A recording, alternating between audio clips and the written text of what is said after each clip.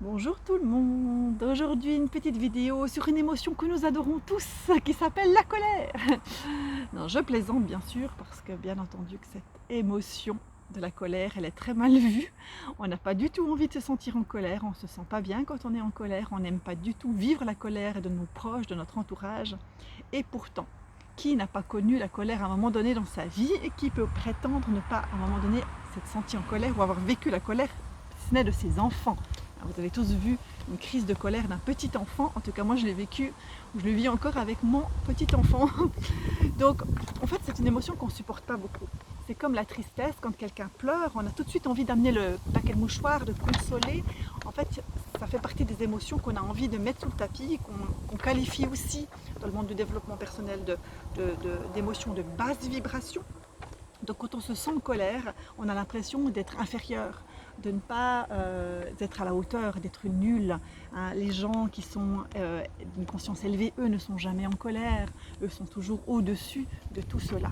Mais attention, attention, parce qu'à force de la refouler, il se pose plein de problèmes par la suite. Et pour celles d'entre vous qui me suivent, qui me connaissent bien et qui souffrent d'endométriose, vous savez à quel point la colère, c'est une émotion majeure dans nos histoires, comme je le dis tout le temps. Les femmes qui souffrent d'endométriose sont des femmes en colère, voire même des femmes enragées. Et je m'associe évidemment à tout cela, puisque moi-même j'ai souffert d'une endométriose sévère. Mais la colère ne concerne évidemment pas que les femmes qui souffrent d'endométriose, elle nous concerne tous. Et d'autres maladies telles que le cancer doivent aussi, en tout cas les personnes qui en souffrent, quand elles veulent faire un travail de fond et comprendre ce qu'il y a derrière, elles doivent aussi évidemment aller chercher, investiguer ce qui s'est passé. Parce que vu que cette colère, depuis tout petit, on nous dit que c'est pas bien et qu'il ne faut pas la ressentir, qu'est-ce qu'on en fait? Et bien souvent, on la refoule. Donc, on la met à l'intérieur, on l'enquiste. Hein. Donc, ça génère progressivement des endométrioses, des cancers, toutes des pathologies qui enquistent. Alors, je ne dis pas qu'il n'y a que la colère, mais en tout cas ça génère une somatisation lorsqu'elle est retournée contre nous. Donc puisque tout reste dans le corps physique, tout ce qui ne s'exprime pas s'imprime, et bien si c'est répété, ça va à un moment donné à faire des dégâts. Je ne parle pas d'une colère unique comme ça, occasionnelle, mais lorsqu'il y a des colères répétées, refoulées, rentrées, et bien ça génère beaucoup de dégâts, d'où l'importance de savoir la faire circuler, mais de manière sécure. Parce que si on la déverse sur notre entourage, bien entendu que là aussi il y a des dégâts, que c'est destructeur et que ce n'est pas évidemment la bonne façon de faire. Mais on n'a pas appris à l'école, on n'a pas appris dans nos familles en général que faire de cette émotion et elle laisse des traces très très très délétères en nous. Donc en fait la colère elle peut être destructrice comme le feu, comme l'incendie, mais elle peut aussi être créatrice. Et la question c'est qu'est-ce que je fais de ce feu? Comment je sais le vivre pour le transcender d'une certaine manière, pour en faire de la lumière, pour en faire un feu alchimique de purification, un feu de création. Donc la colère elle est destructrice quand je me laisse submerger ou bien quand je la déverse sur le monde.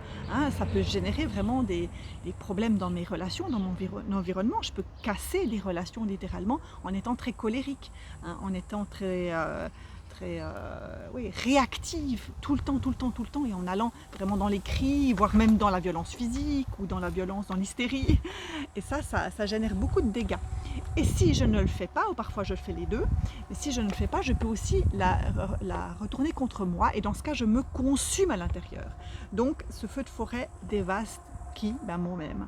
Souvent, c'est les deux mouvements qui se font, donc mes relations, ou les relations à petit feu, et puis moi-même à l'intérieur. Si le feu est créateur, qu'est-ce qui se passe? Cette énergie de colère, qui d'ailleurs peut venir de bien plus de très très loin dans mon histoire, bien plus que mon histoire propre, hein, mon enfance, mon adolescence, parce que souvent nos colères sont des histoires anciennes, et ça peut venir de nos lignées ou d'autres choses. Et bien si ce feu, je sais le vivre, et bien ça va être le moteur. Un moteur d'action aligné à qui je suis, c'est-à-dire que ça va être un moteur d'action créatrice. Ça veut dire que ça va servir l'énergie de vie. Dans ce sens, la colère contribue à la guérison. Soit la colère peut m'enfoncer et contribuer à l'énergie de mort, donc l'énergie de destruction, de maladie, et va venir s'enquister, générer des problématiques émotionnelles importantes, soit il va m'aider en fait à sortir de ma problématique, à aller vers l'amour. Hein. J'ai fait une vidéo dernièrement sur l'amour et donc la colère est peut être très lié à l'énergie d'amour. Parce que la colère, c'est une énergie. C'est une énergie vitale en mouvement. En tant que telle, c'est une force de vie. Quand parfois j'ai besoin de dire stop, ça suffit. Ça suffit, je veux qu'on me respecte, je veux être respectée, je veux me respecter profondément. Je mérite la vie, je mérite l'amour, je mérite la santé. Ça sous-tend qu'il y a une force de vie en moi qui permet de déplacer des montagnes. Donc c'est magnifique. C'est une force de vie qui peut parler aussi de ma force de guérison. L'énergie de colère, c'est une énergie vitale qui peut être reliée à l'énergie aussi sexuelle, l'énergie que j'ai dans mon bas-ventre. Et oui, tout ça est contenu dans mon bas-ventre. Donc lorsque j'ai très mal au ventre, que j'ai le ventre qui gonfle régulièrement, eh bien je dois vraiment me poser des questions sur ce qui se cache sur un plan émotionnel là derrière. Et je peux te parier qu'il y a des problématiques en lien avec la colère, voire avec la rage, des rages parfois très ancestrales. Et une des raisons majeures chez beaucoup de femmes de frustration et de colère, c'est le sentiment d'impuissance. C'est-à-dire qu'on a l'impression de ne pas être entendu, de ne pas être connu, de ne pas avoir notre place, de ne pas trouver sa place. Bien sûr qu'il y a aussi la colère liée à la maltraitance vis-à-vis du féminin dans le patriarcat. Mais cette impression de vide à l'intérieur, en moi, dans mon ventre, tant que je ne l'ai pas rempli ce vide, mais pas rempli par l'extérieur, mais rempli par qui je suis, de l'intérieur, ça veut dire tant que je ne me connais pas, que je ne sais pas profondément qui je suis, dans mon essence, dans mes tripes, tant que je reste dans les personnages, donc dans ma personnalité, pour plaire, pour satisfaire aux demandes, pour être gentille fifi, eh ben, je ne suis pas moi-même. Et cela génère de lourdes conséquences sur le plan de l'âme, donc des souffrances, mais par rebond sur le corps, qui se met à crier. Et donc, je vais te parler tout ça dans une prochaine vidéo, de cette notion de personnage et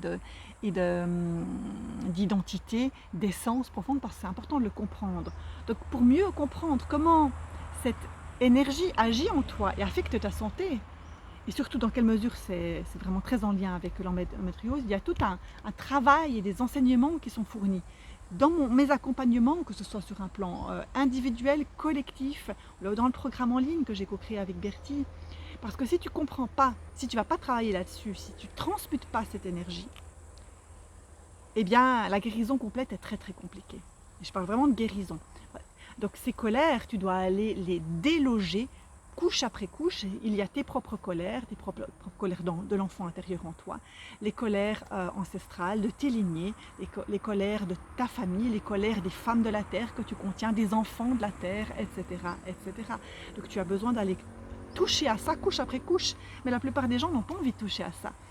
Mais là aussi, on va revoir ma vidéo sur l'amour, parce que être dans l'amour, c'est aussi s'accueillir dans cette énergie de colère pour en faire quelque chose, pour en faire un moteur, une énergie de vie qui va me permettre d'aller vers mon essence. Et à un moment donné, j'ai plus besoin d'être autant en colère que ça. La colère peut s'estomper progressivement. Donc, le passage obligé, c'est d'aller la rencontrer, cette colère, d'aller comprendre d'où elle vient, d'aller la nettoyer parce qu'elle est logée dans tes cellules, dans ton âme. Donc il y a besoin vraiment de refaire tout un travail inconscient bien souvent et puis de mettre en place des pratiques pour la libérer progressivement. Voilà ce que je voulais te dire aujourd'hui à propos de cette colère. Alors fais-en bon usage et je te souhaite le meilleur. Namasté.